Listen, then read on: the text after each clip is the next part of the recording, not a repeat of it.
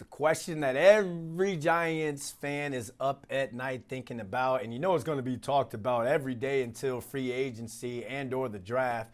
What are the Giants going to do about AQB1? So in today's offseason Blue Rush, we're going to break down a three-part series on the New York Post Sports website about the Giants quarterback issue.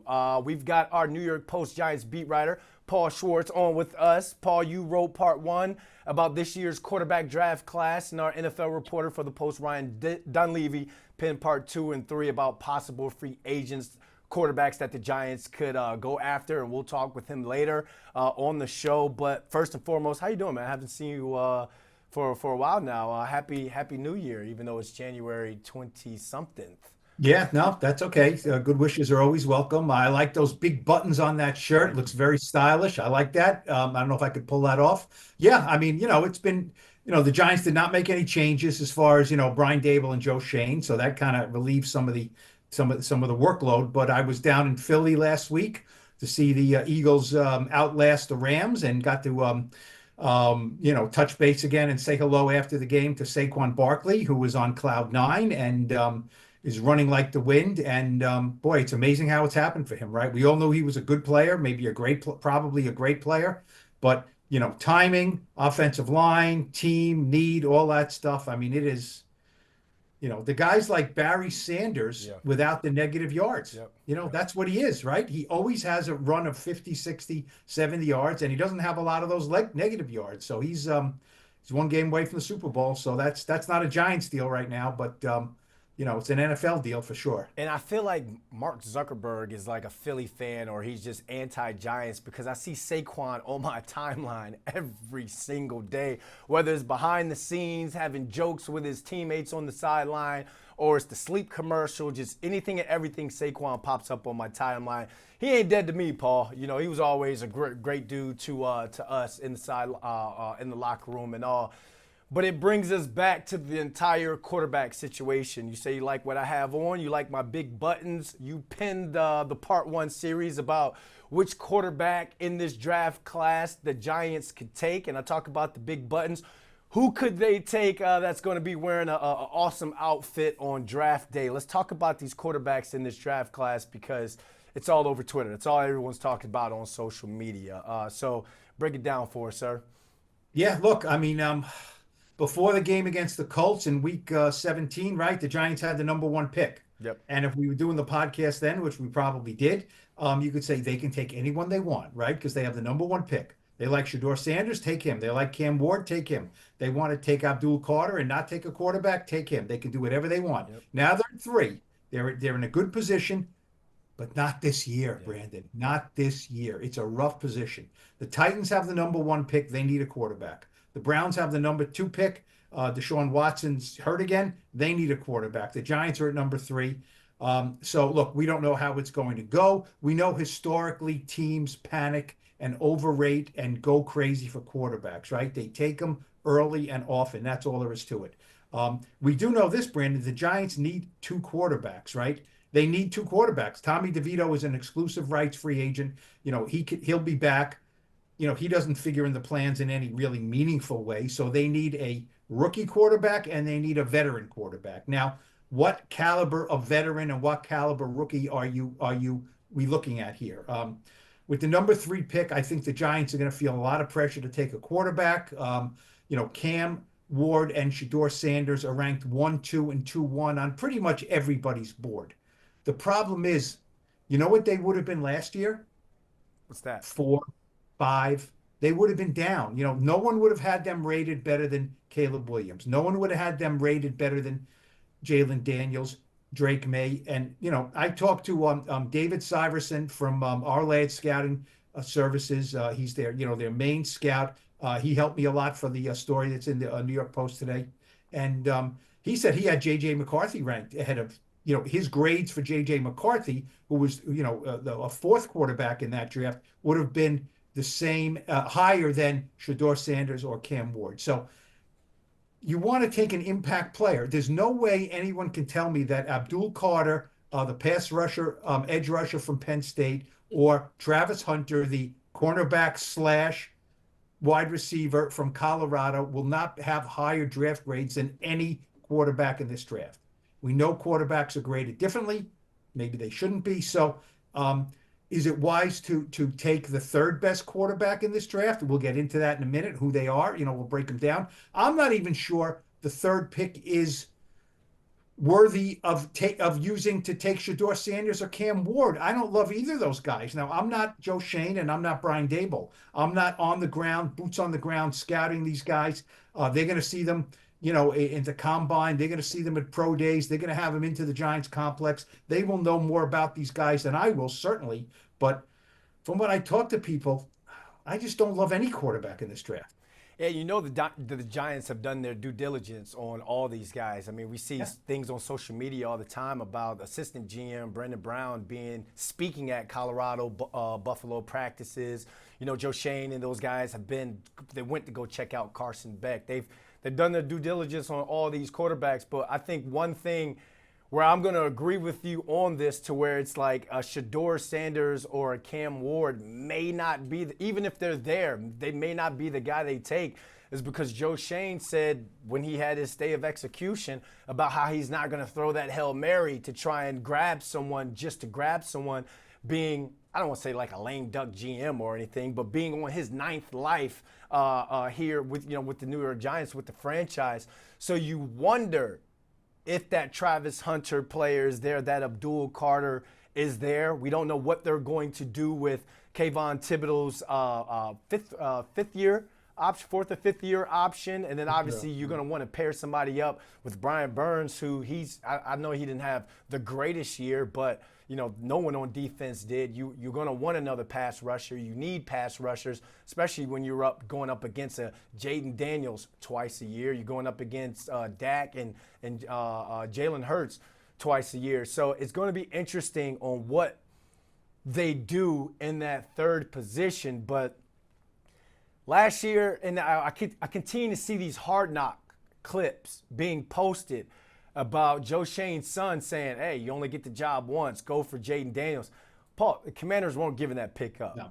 The Patriots weren't giving up that pick for Drake May. And the first pick of the draft, the Bears, they weren't giving that pick up. So I guess this year, let's put our GM hats on. I don't think he's going to want to bend to the pressure of public opinion, that being the fan base wanting the Cam Ward and the Shedeur Sanders. But for the right now, and we've been talking quarterbacks for quite some time now, Paul, since week 6, who do you have? Who do you have ranked? Who are your top guys that could possibly be rocking Giants blue? Yeah, here's the thing. Look, if Shedeur Sanders or Cam Ward are there at number 3, it's going to be almost impossible for the Giants not to take them. Yeah. And look, at some point, everything is a leap of faith. There are no guarantee sure things. I want Peyton Manning. I want Andrew Luck. Several years ago, Trevor Lawrence was considered that, right? Yep. He was considered a can't miss, bona fide number 1 guy.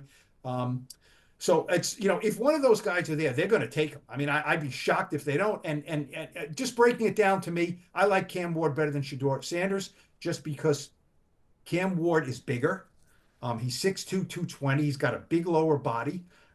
He's less polished. He's less ready. That's the thing. He's less ready to play right away. I can't see drafting Cam Ward and saying the Giants feeling confident he's our day 1 starter. He's raw. He's raw. He played it, incarnate word. He played at Washington State.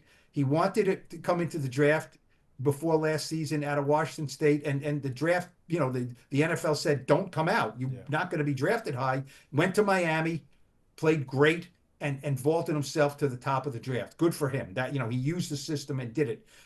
He's a playmaker, but he's just not a polished passer right now. He's elusive. He can run. He's kind of the modern day quarterback. He's not an incredible scrambler, but he can make plays off platform, no question. But he's raw. He's a raw passer right now. Shedeur Sanders is literally the diametrically opposite player. He's not big. I think at the combine he's barely going to measure 6'1". He's barely 200 pounds. Now you tell me Maybe he bulks up to 205, 206 by the time he gets to the combine. You tell me how many quarterbacks in the NFL at 200 pounds are doing great things. Not a lot of them. He is incredibly well schooled. He's been coached by his father in high school, at Jackson State, and at Colorado, right? So he's only been coached by his father. You know what it's like to have a father as a coach, right? You get special treatment, and I don't say that in a negative way. You get TLC, right? So he's well schooled. He's polished. Could he come in and start right away? Probably. He's smart. He's accurate. Unlike his father, he's not a dynamic athlete. His lower body is thin. He's got thin legs. He's not a big guy. That's all there is to it. He's not sudden. He's not, you don't look at him and say, wow, off platform, he's great. He's really accurate and really smart. So those guys, so if one of those guys are there, they're not a perfect prospect, but I think you have to take them. See, If they're not there, Go ahead. go ahead. What? Yeah. Well, I'm on the flip side of it, thinking that they would have to go with the Shador over Cam Ward because you don't have the time, you don't have the luxury to develop That's bad Cam thinking. Ward. The ceiling is the floor is low for Shador Sanders, right? He's probably not going to be a bust. He's a well-schooled, smart, professional, capable quarterback right now. But the ceiling, I don't think is that high. I don't think, they're going to have a starting quarterback in 2025. I don't know if you want to settle for a guy who is going to be at his best, okay, a game manager. I see Shador Sanders as a game manager. I really do. And that's not terrible. I see Cam Ward as a guy who has to wait and has to learn and has to make some mistakes. And then, so that now you have to have a starter. Look, Eli Manning came in, he was a Manning. He didn't start his first 9 games. It's okay to not start. It's okay to not come in and start. It really is. Drake May didn't start. Jaden Daniels did. He looks like a phenom. Caleb Williams did. Caleb Williams probably should have not started right away. And he had a bad situation there, and he's a terrific looking athlete and quarterback, but he struggled. So, it's not, the race is not won in the first year, but both or one of these guys could be good players. They could be good players or really very good players. The NFL gets it wrong a lot with these quarterbacks. So these are shortcomings. I get it. And you can look at the negatives of all these guys and say, I don't want to draft them. The key is, and now we'll have to get into it, number 3, is there anybody there worth the pick as a quarterback at number 3? I just feel like on the other side of it, when you know that you're sitting there and you're like, man, you get in your car in the morning, you're like, man, these seats are hot. That's Brian Dable, that's Joe Shane right now. So it's like that seat's warm, so they have to come in and get a polished guy. They have to get a guy. And I think that, being a coach's son and having my dad coach me in T-ball one year, we went from the worst team to the best team. We won the little T-ball championship. We always joke around from worst to first. I think that's going to help him because who was Brian Dable? Brian Dable was somebody that'll get into it with his own defensive coordinator. Brian Dable's the dude that we see go after a Tyrod Taylor and Daniel Jones when he's pissed off. They want somebody that's mentally stable there that can be coached hard. No one's going to coach you harder than your father. You can have a coach you can have one of those hard-nosed coaches that's going to push you for excellence, but a guy like Deion Sanders, to where it's like Shador Sanders is a Bronny almost when it comes to your father, because of who your father is. I have prepared you for everything they're going to say about you on Twitter. I prepared you for everything they're going to say about you on the field. I have prepared you for these dog moments at Giant Stadium, MetLife Stadium, to where they could boo you, to where they could be pissed off at you. And the one thing Brian Dable said that he wanted from a quarterback, or the one day the Daniel Jones showed, was the mental toughness.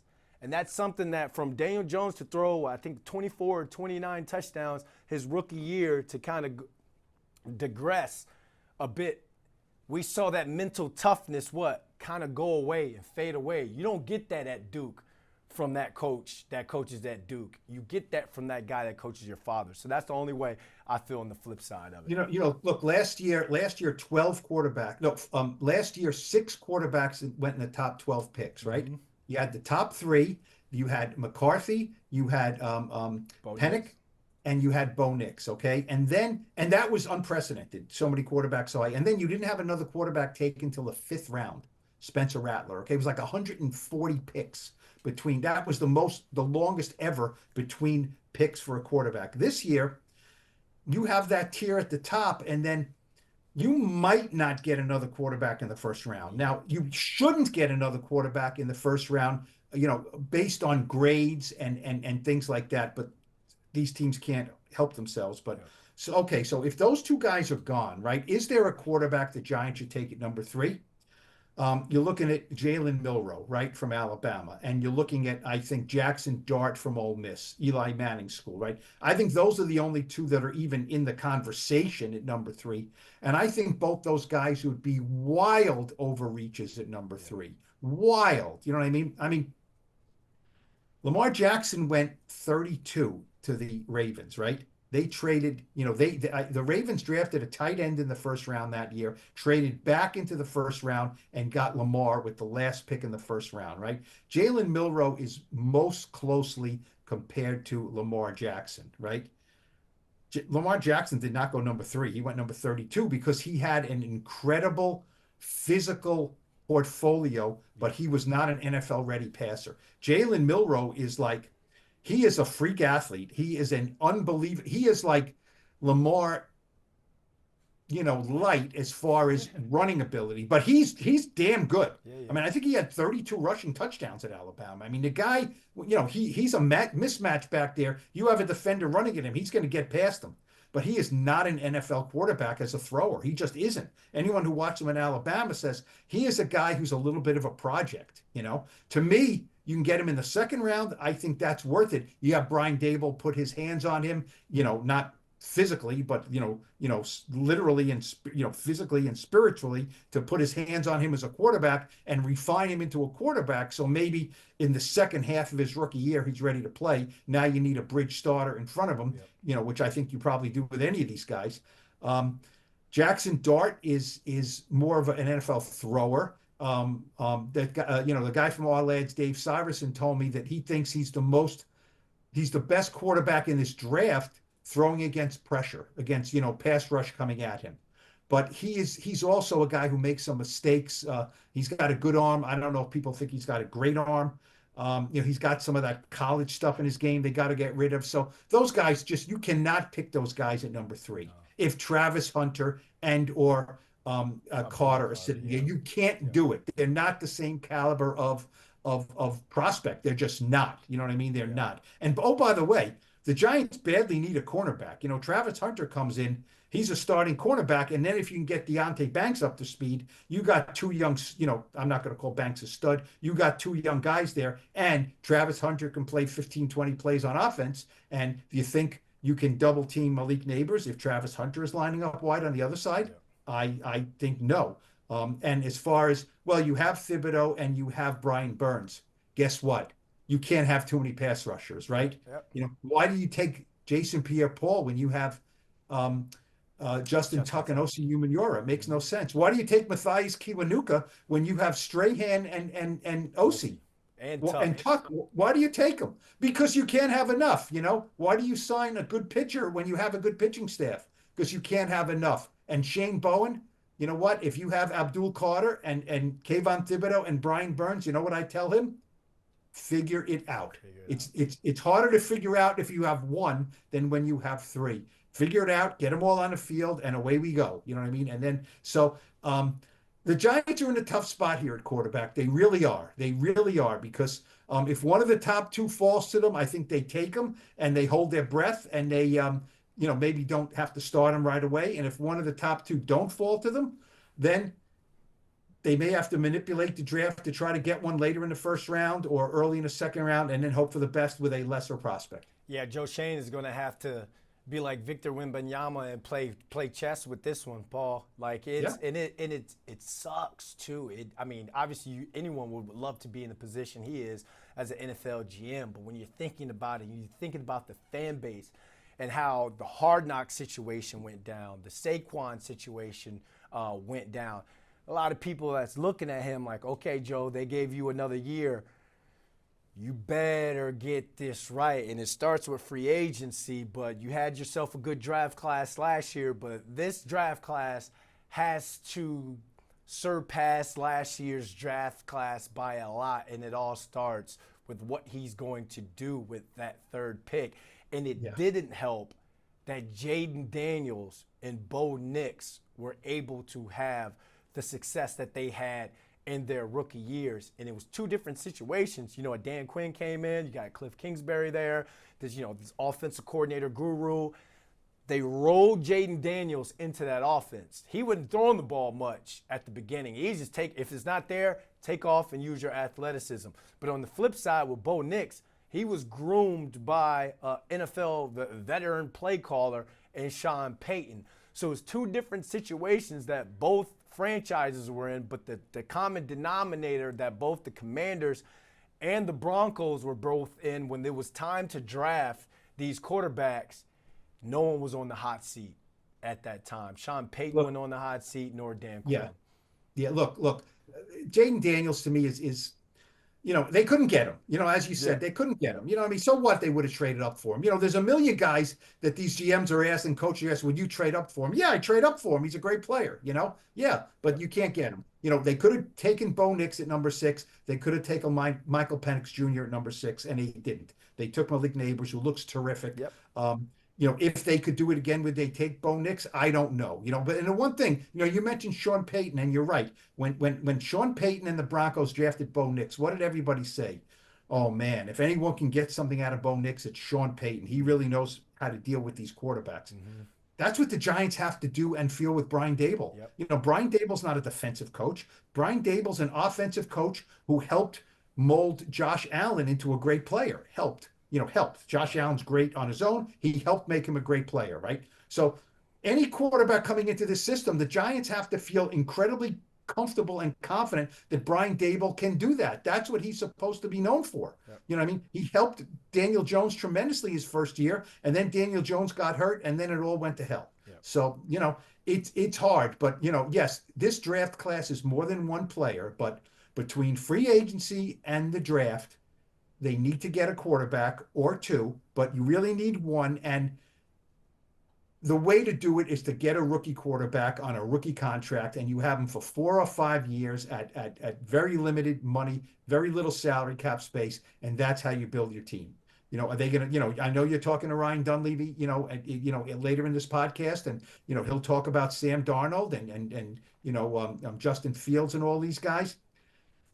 To me, retreads are retreads, and sometimes they work, and most often they don't. You got to get one in the draft, and it's as we've said, it's hard this year to find one that makes sense. It really is. It's going to be hard.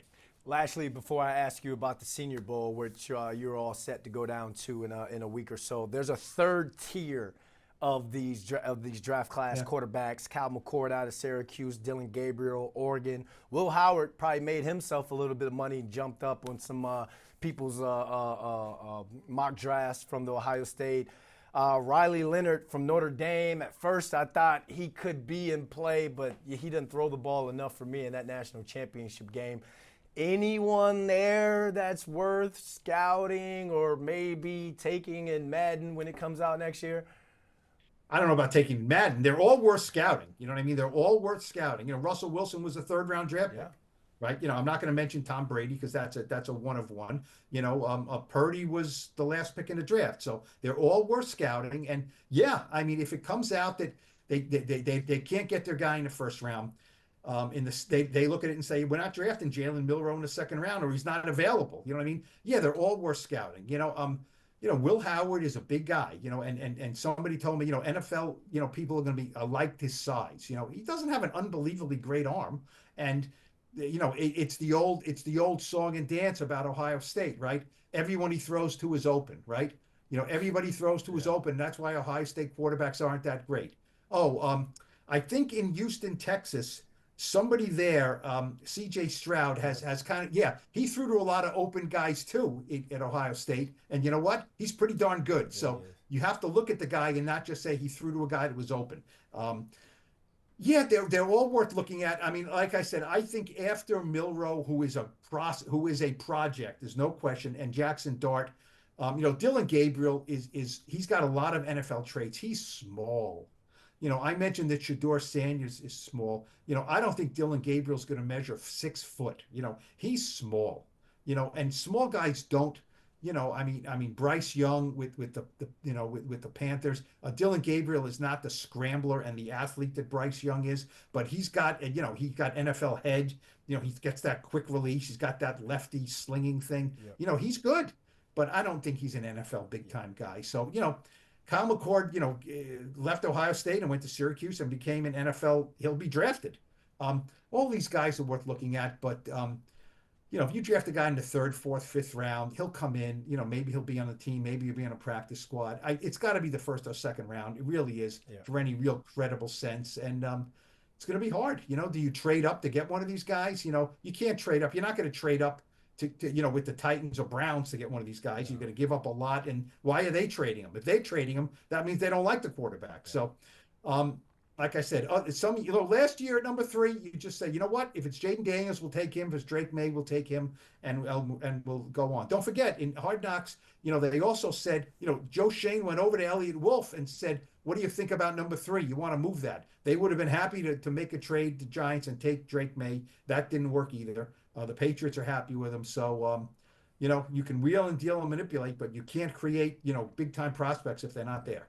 And to go back to the later round quarterbacks that we were talking about, you look at the Giants' history with Cal Uleta and Davis Webb. Davis Webb, great quarterback coach with the Denver Broncos, is going to be an NFL head coach one day. But in terms of on the field, those guys didn't make that Russell Wilson, Tom Brady, Brock Purdy like leap that you were talking about. So most of them don't. Let's face it. Let's be honest. 95% of them don't. Yeah. So you can say we'll wait to the 3rd round and we'll get Russell Wilson. We'll wait till the 7th round and we'll get Brock Purdy. Good luck with that. It happens. But people win the lottery too. My wife's been playing the lottery for 40 years. Every week I say to her, well, do I have to go to work tomorrow? She said, yeah, you got to go to work. We won $6. Okay. It's like, you got to go to work. Okay. So, look, I'll leave you with this. If we hit big on the lottery, I'm doing one last podcast with you. Okay, Brandon?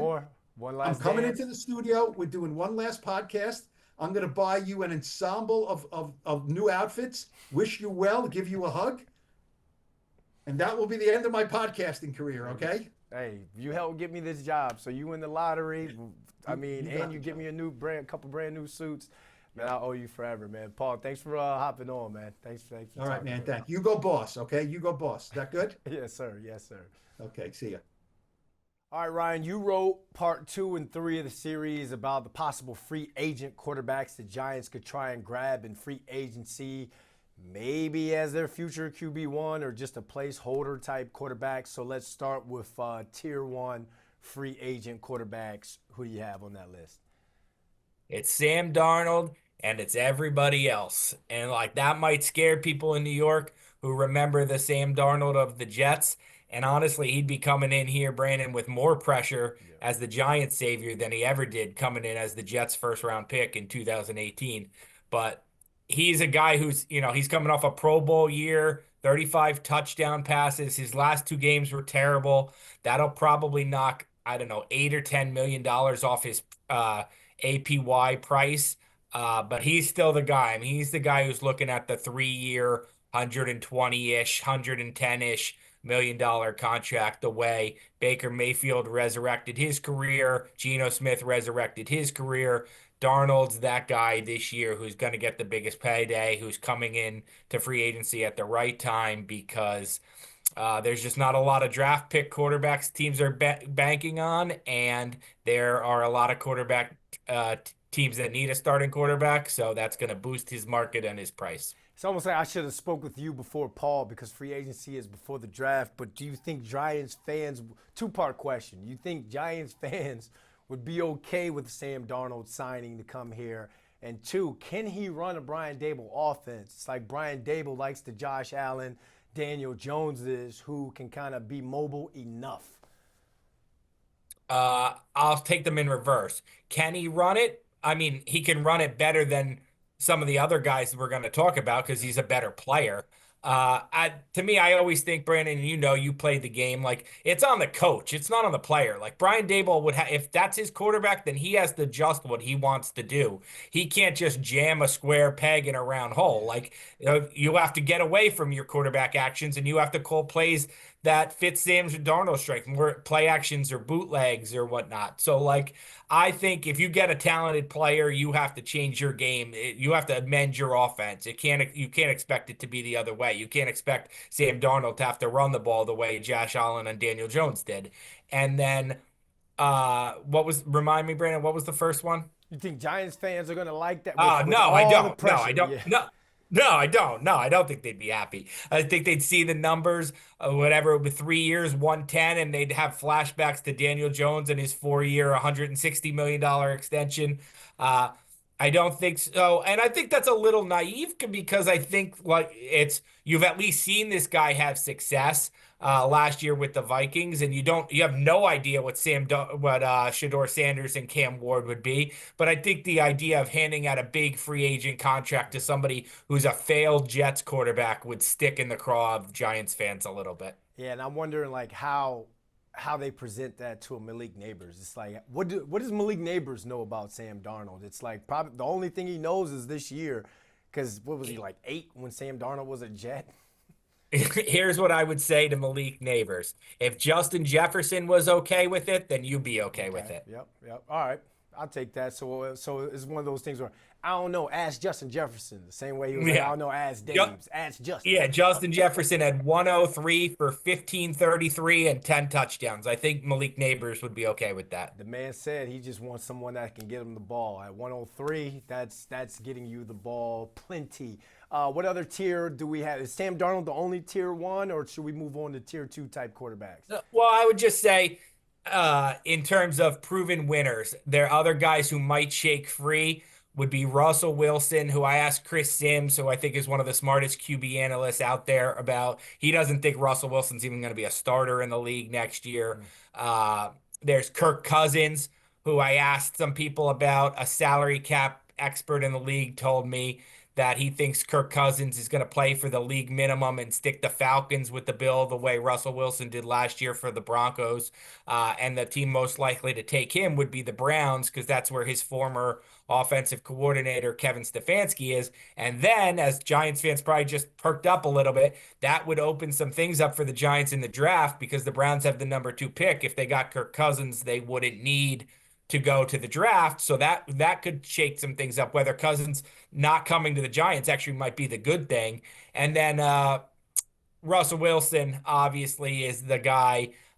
He was through the Giants last year on a meeting. They didn't sign him. He had more options last year. Would he be more desperate? Would they be more desperate to pair up? And then there's like the Derek Carr, whose brother won a Super Bowl here behind Eli Manning. Would that attract him if he shakes free in New Orleans? And then Aaron Rodgers could shake free with the Jets. There is zero chance that he's going to the less talented of 2 New York teams. If he's not on the Jets, he's getting out of New York. Yeah, Russell Wilson loves positivity, and Giants fans nothing but positive right now. But that option, that tier 1 list. If I'm Brian Daboll and I'm Joe Shane, obviously you have to kick the tires on it, because you need to bring in a quarterback. But there's no sexy name out there. I mean, other than the Sam Darnold. But it's like you got PTSD if you're from the New York area thinking about Sam Darnold. And then, like you said, those last 2 games that he played, it was just like, oh, that's the guy. So, but when we move on to the tier 2 quarterbacks, You're not going to like these it names gets any even better. worse. Yeah. So who do you have in tier 2? So, well, the way I split it was guys who had been a proven winner, right? Okay. So that was Darnold, that was Cousins. We've seen him win games. Yep. We've seen Russell Wilson Super Bowls. We've seen Carr in the playoffs. We've seen the guys I mentioned before, and then I split it into guys who are basically ride this quarterback carousel every year, right? It's the non-proven win. It's the Jacoby Brissett, the bridge guys, the caretakers, the Jacoby Brissetts, the Jameis Winstons, the Andy Daltons. So those guys came up, and it was like, oh, Jameis Winston could at least keep neighbors happy, and he could at least allow you to evaluate some things on your team. That's how it was explained to me. That's not going to excite Giants fans, but it's like you could run a functional offense and get some evaluations. Well, okay, that's fine. Jacoby Brissett, we saw this year, he'd be like a 6-game caretaker to whatever second round draft pick if you took Quinn Ewers or somebody like that, that's what's going to end up happening. That happens to Brissett every year. It's like the Tyrod Taylor thing, basically. The two names that were thrown in were a couple of 2021 draft picks. They haven't been on this cycle of uh, changing teams every year, but they could be. And that's Mac Jones, who's been a starter before, was just a backup for the Jaguars, played maybe on his second term. He knows a little bit more. Obviously, he made a Pro Bowl in the playoffs with the Patriots. Could somebody scratch something out of Mac Jones? And then the other one that came up that people thought was probably the best option in this group, I saved for last, and that's Justin Fields. He's a guy, fits kind of like you were saying before. Dable likes that running quarterback, dual threat. He fits that. He obviously had some success with the Steelers before he was benched for Russell Wilson. He has made plays for the Bears. He has starting experience. It wouldn't be a big commitment. You're talking like a 1-year, $10 million contract. Like basically, if you don't want to pay Sam Darnold $40 million a year, you want to pay next year Sam Darnold. Who's the guy who next year is going to outperform his contract? Maybe that's Justin Fields. Maybe that's the guy with some starting experience who fits the offensive system, who can hide some liabilities on the offensive line and in the running game with his athleticism. Maybe that's the guy, some sources said, who the Giants could squeeze more out of as like a 1 or 2 year answer while they wait for a better draft class. And you grab Justin Fields, that means that third pick, you can grab a dual Carter or probably a Travis Hunter to have another weapon for him to throw at. You're going to have to surround him with more than just a George Pickens and a Freiermuth. You're going to need a Malik Neighbors, a Travis Hunter, and you may even have to go grab somebody out in free agency. Like since you're saving some money on a Walmart deal with Justin Fields, you can bring in more playmakers. I think this offense needs to continue to bring in playmakers, speed, guys that can catch it and go. But obviously, they need the quarterback to be able to evaluate the wide receiver and pass catcher position. I just think, Brandon, everybody's looking to be the Commanders, and it's like, how do we get the quarterback who changes everything? It's okay to be the like 2013 Seahawks and build up a really good team and then add Russell Wilson. Like it's okay to build. The Giants have a bad team. Like build up the roster and then add your quarterback. That's okay. The problem is Joe Schoen and Brian Daboll might not have the timeline to do that, so they're under a little more urgency. All right. Ryan Dunleavy, thanks for hopping on with us, man. We just talked quarterbacks. That's how you talk about the quarterback position. Obviously, this is something that we're going to be talking about all throughout the offseason, so we want you guys to join the conversation. Comment below, out of all the quarterbacks we just named just now, through the draft and through free agency, is there any one or two of these guys you feel comfortable about Joe Schoen and Brian Daboll bringing in? For Paul Schwartz, for Ryan Dunleavy, I'm Brandon London, not Brian. Oh, shit, I should have just... Damn it. All right, 3, 2, 1. We just talked quarterbacks. That's how you talk about the quarterback and break down the quarterback position right there. Thank you to Ryan and Paul for those articles. Make sure you guys go check that out on NewYorkPost.com/sports. 3-part series, like we said. We wanted to get you guys into the conversation as well. So comment below if there's any quarterback or quarterbacks that you liked, that we mentioned, that you feel comfortable with Joe Schoen and Brian Daboll bringing in. Comment below. Let's keep the conversation going. But thank you for watching this off-season version of Blue Rush.